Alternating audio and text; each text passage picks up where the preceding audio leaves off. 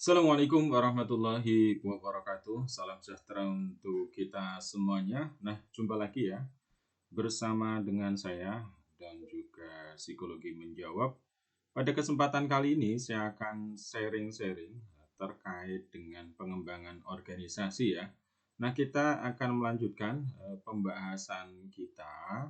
Di sebelumnya kita sudah membahas terkait dengan apa sih organisasi, lalu kemudian di dalam organisasi itu ada apa saja desainnya, lalu kemudian di dalam desainnya ada struktur, di dalam strukturnya itu apa saja seperti itu ya. Nah, kita membahas hal yang juga sangat penting ini di bagian yang keempat yaitu komunikasi organisasional ya. Nah, ini bagian dari pengembangan organisasi. Jadi, ketika kemudian kita katakanlah ingin mengembangkan organisasi atau kemudian kita melakukan asesmen, bagaimana sih satu organisasi, lalu kemudian bagaimana kemudian kita akan memberikan treatment terhadap satu organisasi.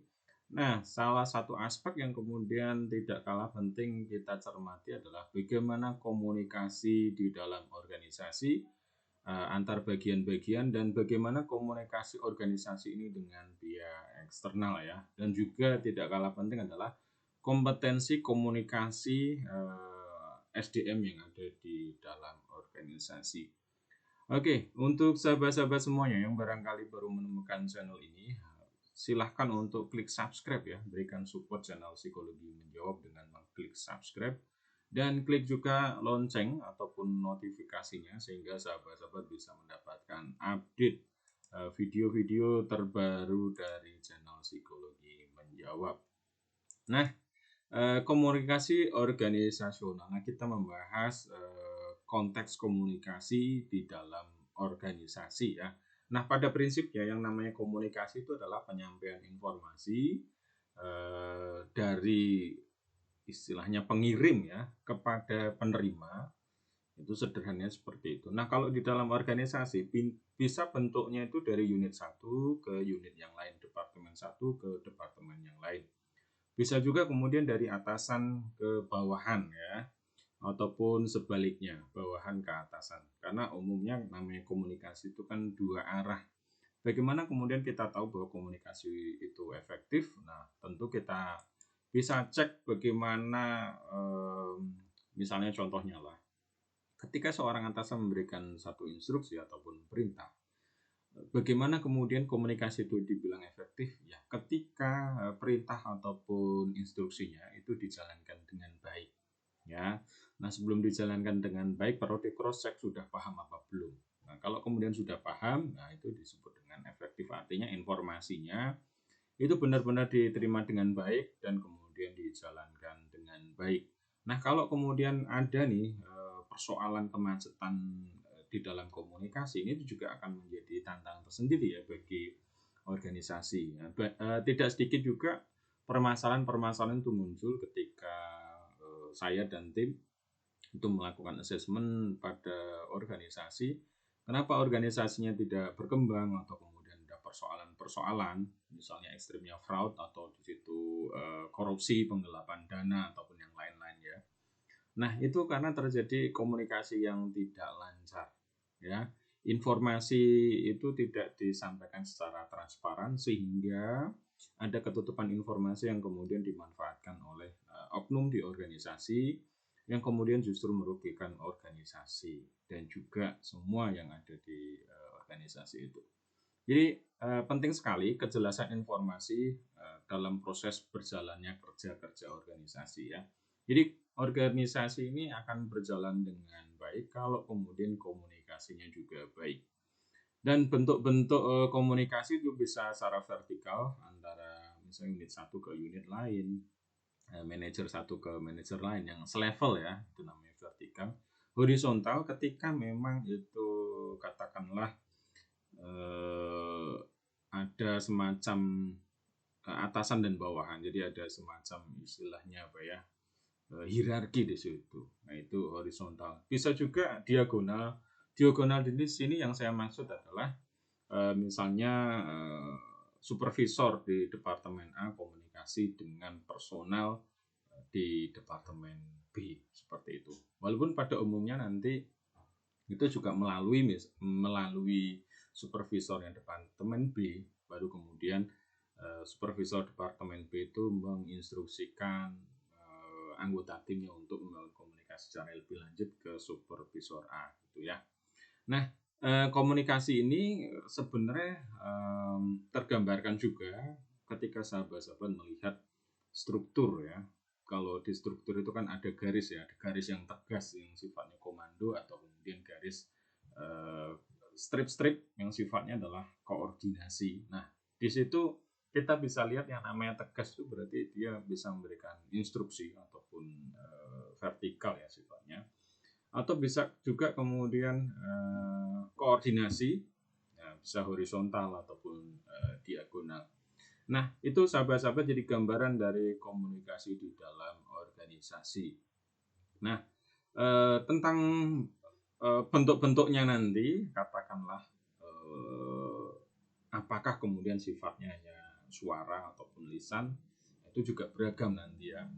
Hal apapun yang ada di organisasi yang pada prinsipnya itu bagian dari upaya untuk menyampaikan informasi, terus kemudian menggerakkan organisasi yang bentuknya mungkin perintah, himbauan, ataupun informasi. Nah, itu adalah komunikasi di organisasi. Termasuk surat-surat, itu adalah cara organisasi berkomunikasi. Nah, umumnya kadang orang kurang memahami hal yang demikian, terutama mungkin organisasi-organisasi yang masih dalam proses bertumbuh ataupun masih awal-awalan ya. Di dalam organisasi, hal yang umum kalau komunikasi terutama antar organisasi itu menggunakan surat. Jadi bukan kemudian sifatnya lisan. Ya lisan mungkin hanya pengantar saja ya, tetapi resminya itu menggunakan surat.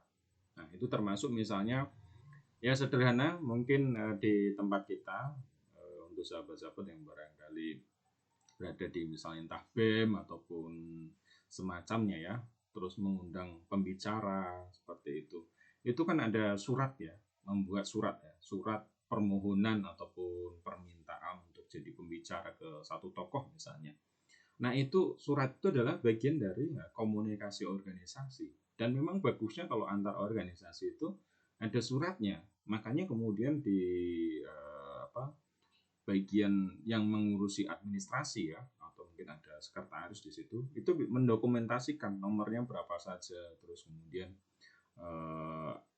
isinya apa kan gitu ya. Jadi ada nomor berapa, terus kemudian isinya tentang apa. Termasuk kemudian kalau misalnya antar organisasi, misalnya contohnya adalah saya misalnya dengan psikologi menjawab mendapat kepercayaan untuk menangani proses asesmen satu perusahaan misalnya seperti itu ya. Nah, perusahaan itu akan mengirimkan surat ya, surat semacam mungkin permintaan ataupun kesepakatan untuk melakukan asesmen. Nah, surat itu yang kemudian menjadi dasar saya di dalam bekerja, organisasi ataupun psikologi menjawab untuk bekerja. Sehingga kemudian di laporan pun akan disampaikan bahwa berdasarkan surat seperti ini kan gitu ya, bahwa psikologi menjawab diminta untuk melakukan asesmen. Nah, di laporan itu disampaikan ya di bagian awal. Nah, itu sahabat-sahabat semuanya yang kadang orang kurang memahami. Jadi kadang sifatnya itu kok ribet sih, ya itu bagian dari komunikasi organisasi. Nah, sekalipun sekarang sudah coba untuk disimpelkan ya. Misalnya contohnya kalau kita mengurus entah surat-surat apa seperti itu ya. Ada yang mungkin sifatnya KRT hanya semacam pengantar, lalu kemudian kelurahan, setelah kelurahan nanti langsung kemana seperti itu. Tidak sifatnya harus ke kecamatan dulu baru ke ini. Nah, itu bagian dari komunikasi organisasi dalam bentuk administrasi ya. Jadi efektivitas dari administrasi. Nah, berikutnya sahabat-sahabat semuanya yang tidak kalah menarik adalah bagaimana kemudian kita menjadikan komunikasi itu efektif ya. Menjadikan komunikasi itu benar-benar memiliki dampak Kalau atasan kemudian menginstruksikan bawahan karena ada satu hal yang memang harus dilaksanakan segera. Nah, bagaimana kemudian ini berjalan dengan efektif? Atau kemudian unit satu dengan unit yang lain, bagaimana kemudian ini terjadi sinergi, terjadi kerja yang bagus, bagaimana komunikasinya lancar. Nah, di sini ada prinsip, ada 7C ya, pengirim informasi, informasi itu sendiri, dan kemudian penyampai informasi.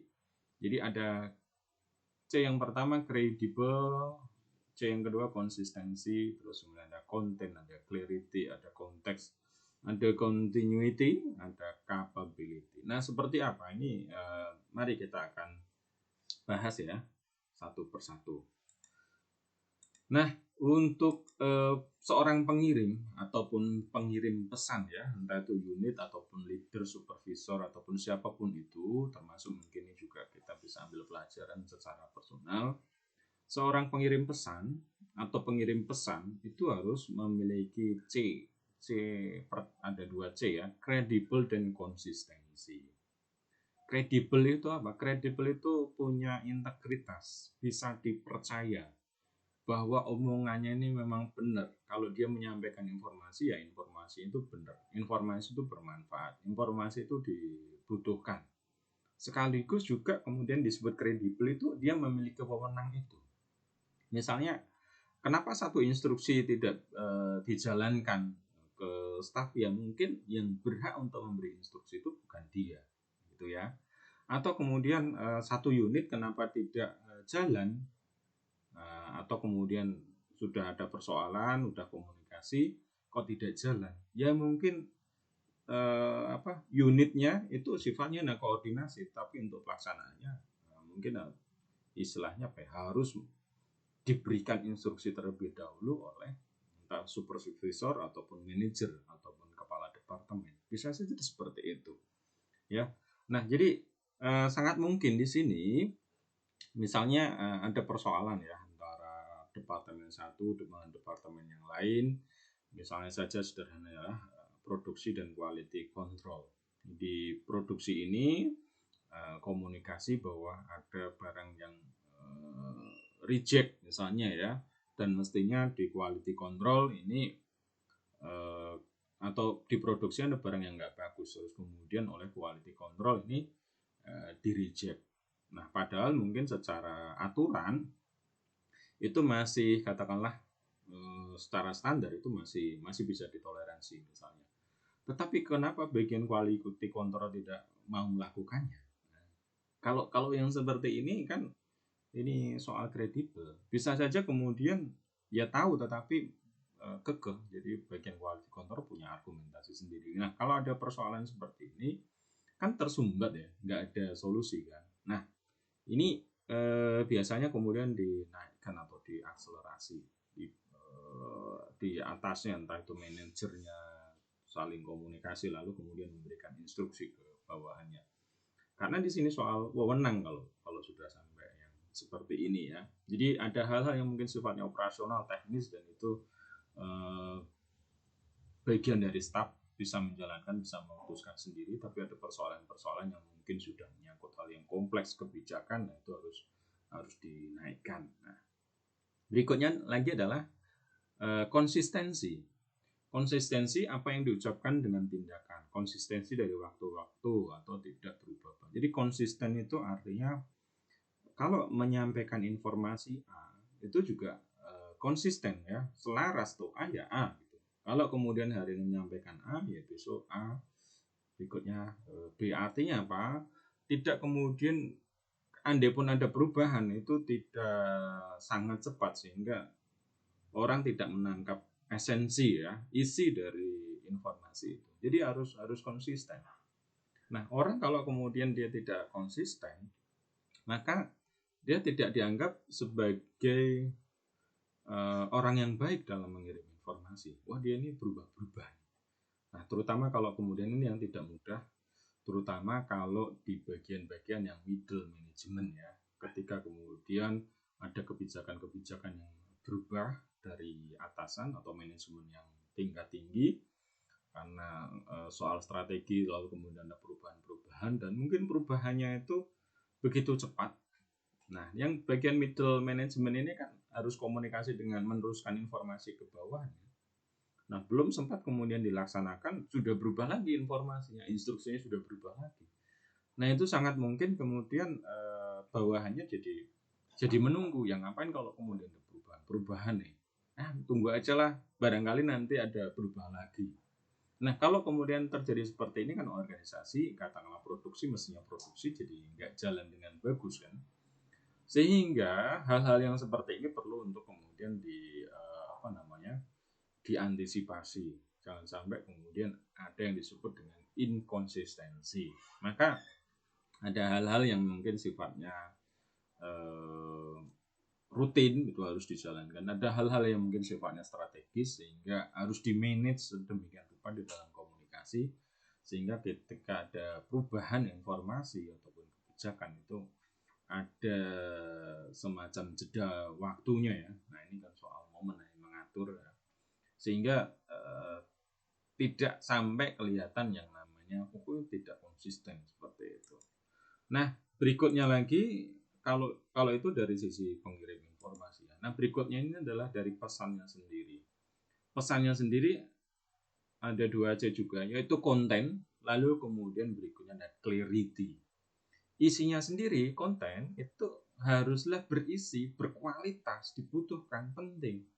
Kita tidak akan diperhatikan oleh orang lain kalau kemudian informasi yang kita sampaikan itu tidak ada intinya. Nah, kadang secara umum misalnya ya, kalau kita mendengar ceramah ataupun mendengar ya umumnya ceramah ini kok ngalor ngidul nggak ada poinnya, itu kan orang jadi kurang antusias di dalam menangkapnya ataupun memperhatikan ya. Maka kontennya ini memang harus benar-benar dicek apakah memang benar-benar dibutuhkan, harus berisi, harus berkualitas, penting ya.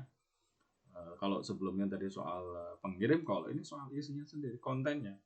Kalau kemudian nah umumnya kalau ini komunikasi di dalam organisasi, umumnya misalnya komunikasi dengan bagian HRD, ya tentu ada persoalan-persoalan yang memang itu berhubungan dengan SDM gitu ya. Kalau kemudian tidak ada hubungannya, tentu akan wah itu di luar wewenang saya. Akhirnya komunikasi kan tidak berjalan dengan bagus gitu. Jadi disinilah pentingnya seorang leader, kalau seorang leader ya itu tahu yang namanya struktur bagian-bagian sehingga ketika mau melakukan koordinasi tentang hal apa nih, ke siapa, ke bagian mana, nah ini harus jelas gitu ya.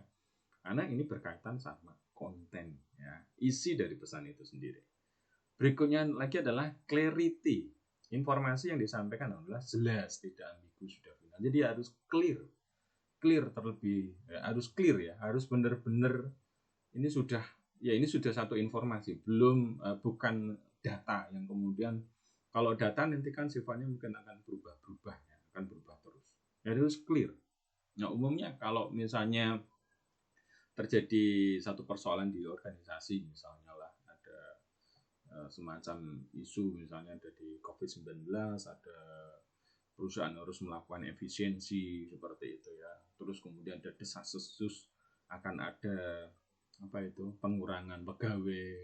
Nah, itu masih desas-desus kan. Nah, ini kalau tidak dikelirkan ini akan menjadi persoalan. Persoalannya apa? Misalnya terjadi demonstrasi ya.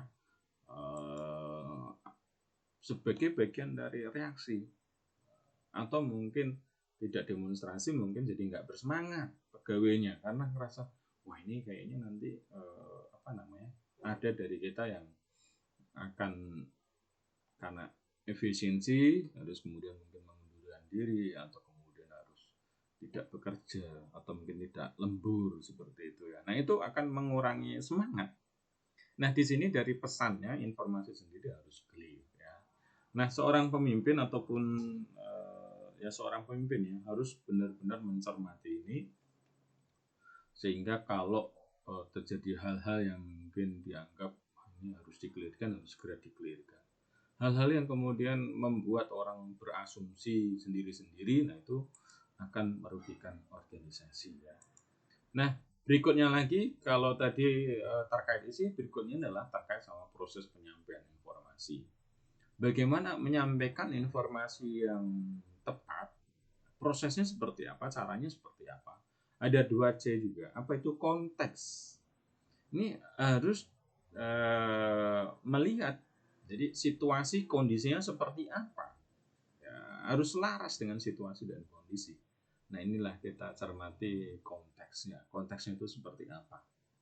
Makanya kalau hal yang sederhana misalnya, kenapa ceramah-ceramah itu biasanya tema-temanya kan sesuai konteks ya. Yang lagi rame apa itu disampaikan apa. Itu bagian dari agar orang punya atensi, orang punya perhatian. Harus melihat konteksnya, ya, situasi, kondisinya seperti apa. Kalau kemudian misalnya situasi berubah seperti adanya COVID-19 misalnya di satu organisasi atau perusahaan, maka harus cermati ini sesuai nggak dengan konteksnya apa yang mau disampaikan seperti itu ya. Tentu hal-hal yang sesuai konteks adalah tema-tema yang mungkin terkait dengan pentingnya kita harus inovasi, kita harus bersemangat dan seperti itu ya. Nah, harus dilihat konteksnya. Berikutnya adalah continuity. Nah, penyampaian informasi itu harus kadang tidak hanya dengan satu cara, satu metode, atau kemudian kadang tidak butuh sekali, 2 kali, tapi beberapa kali. Terutama kalau misalnya ada perubahan-perubahan kebijakan seperti itu ya, atau kemudian ada organisasi itu ada, ya intinya ada perubahan, tentu perlu yang namanya edukasi, adanya aturan-aturan baru, perlu sosialisasi. Nah, untuk sosialisasi juga ada tahapan-tahapannya ya. Sebelum kemudian satu peraturan itu ditegakkan, maka ini harus secara kontinu memberikan edukasi, ya, memberikan pengantar terlebih dahulu. Kenapa harus berubah seperti itu ya? Mungkin ada kendala-kendala yang seperti apa. Lalu kemudian ada masa-masa ini semacam percobaan, pilot project, sampai kemudian dilakukan secara penuh. Nah, disinilah continuity itu perlu dilakukan. Ini bagian dari proses penyampaian informasi. Nah, kadang informasi itu tidak berjalan dengan baik karena mungkin ada kebijakan ya, entah itu bentuknya instruksi atau apapun itu, disampaikannya itu tidak secara kontinu, sehingga orang lupa, hanya disampaikan secara sekilas, bentuknya mungkin pengumuman seperti itu, orang sudah lupa, orang nggak benar-benar paham. Sehingga di sini ini perlu untuk kemudian memperhatikan yang namanya kontinu ya. Nah, bentuk kontinu itu bisa berulang-ulang atau menggunakan metode-metode beragam gitu ya. Nah, berikutnya lagi, oke, terkait sama continue, berikutnya adalah penerima informasi. Agar informasi diterima dengan baik, kalau tadi prosesnya, sekarang ke penerimanya. Agar informasi diterima dengan baik, maka harus memperhatikan penerimanya. Siapa nih yang menerima? Nah, itu juga perlu diperhatikan. Terutama C, apa itu? Kapabilitas, kemampuan dari orang yang menerima ini. Sehingga kemudian kita perlu menyesuaikan bahasa yang kita gunakan gitu kan ya. Terutama mungkin kalau ada istilah-istilah yang baru atau kemudian ada istilah-istilah yang enggak umum gitu. Nah, kita harus jelaskan itu istilah itu. Agar kemudian orang tidak punya menangkap informasi salah karena ada perbedaan persepsi. Jadi kemampuan menangkap informasi, kewenangan dari yang diberi informasi, nah ini disebut dengan kapabilitas ya. Kapabilitas itu berhubungan sama memang kapabilitas katakanlah intelektualnya dia juga gitu kan. Kapabilitas berkaitan dengan kewenangan dia itu sejauh mana. Nah, kalau kita berkomunikasi tapi itu di luar dari kewenangan orang, ya mungkin sifatnya semacam sharing aja, tidak kemudian ada semacam tindakan yang sesuai dengan kita harapkan. Jadi capability ini penting. Dan kemudian kalau kemudian informasi ini terutama kalau misalnya perusahaan ataupun organisasi ya menerapkan satu kebijakan mendorong untuk melakukan inovasi seperti itu. Kok inovasi tidak dilakukan? Kok inovasi itu tidak berkembang? Satu kebijakan yang dari perusahaan kok tidak berjalan? Barangkali karena ini kapabilitas ini continue sudah, pentingnya informasi udah, semua informasi udah clear. Yang menginstruksikan udah orang yang tepat, bahkan semuanya menginstruksikan secara kontinu sudah. Kok tidak berjalan? Ya mungkin karena capability-nya, ya, kapasitas dari orang-orangnya. Nah, kalau kita lihat, kita asesmen mungkin secara khusus kompetensi terkait dengan inovasinya itu kurang memadai, misalnya seperti itu ya. Atau mungkin lebih jauh lagi, ketika kita cek, oh mungkin kapasitas ini ya, potensi intelektualnya ataupun IQ-nya kurang, misalnya seperti itu. Nah ini berkaitan dengan kapabilitas. Atau tadi berkaitan dengan kemampuan menangkap informasi ya, berkaitan dengan kewenangan.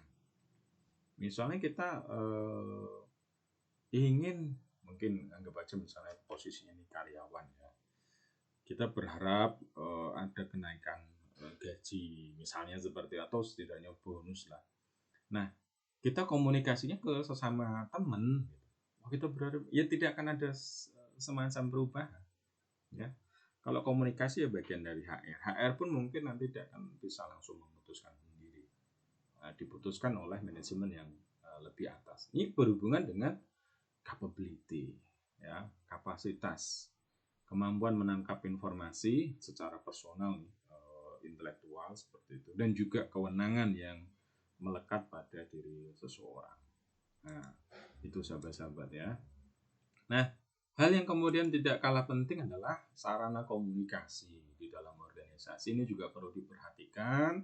Ada komunikasi yang mungkin harus dilakukan secara formal melalui rapat ataupun koordinasi rutin ya, pekanan atau tiap hari sebelum bekerja, setelah bekerja seperti itu.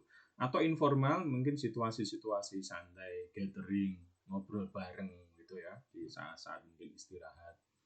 Atau juga bentuk dari komunikasi sendiri juga mungkin harus lisan atau mungkin tulisan ya, atau gambar ya, informasi-informasi gambar bagian-bagian seperti itu, atau mungkin bentuknya video ya. Nah, jenis komunikasi sendiri misalnya bisa bentuknya perintah, himbauan, larangan, arahan ataupun pendapat.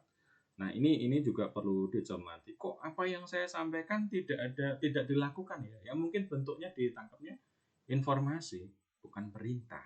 Nah, seperti itu. Nah, efektivitas komunikasi. Komunikasi dibilang efektif itu kalau informasi dipahami ya. Lalu kemudian sejauh mana instruksi dilaksanakan. Nah, kita bisa cek sebenarnya misalnya setelah menyampaikan informasi, kita tanya apa tadi yang disampaikan, adakah yang belum dipahami, seperti itu bagian dari konfirmasi untuk mengetahui ini sudah ditangkap belum informasinya ya. Sehingga pengecekan kepemahaman itu diperlukan untuk memastikan informasi sudah terima dengan baik. Dan juga ada sistem evaluasi kalau bentuknya instruksi gitu ya, ya ada target misalnya, oh minggu depan saya akan cek lagi. Jadi ada semacam rapat mungkin koordinasi untuk ngecek itu ya. Itu namanya evaluasi. Nah, demikian sahabat-sahabat semuanya, komunikasi organisasional ini merupakan hal yang sangat penting di dalam organisasi, terutama kalau kita melakukan pengembangan organisasi ya. Kita juga harus lihat bagaimana komunikasi di dalamnya, komunikasi antar individu, komunikasi atasan bawahan, adakah semacam sumbatannya, komunikasi antar unit seperti itu, dan juga komunikasi organisasi ini dengan lingkungan sekitar ataupun komunikasi organisasi ini dengan organisasi yang lain seperti apa. Oke, mudah-mudahan bermanfaat untuk sahabat-sahabat semuanya. Saya ingatkan lagi untuk mensupport channel ini dengan mengklik subscribe channel Psikologi Menjawab ya. Lalu kemudian klik lonceng ataupun notifikasi. Mudah-mudahan terus untuk bisa memberikan kemanfaatan bagi sahabat-sahabat semuanya. Dan juga silahkan untuk di-share ke teman-teman atau ke siapa saja yang sekiranya membutuhkan. Demikian dari saya dan Psikologi Menjawab. Assalamualaikum warahmatullahi wabarakatuh. Salam sehat, salam semangat.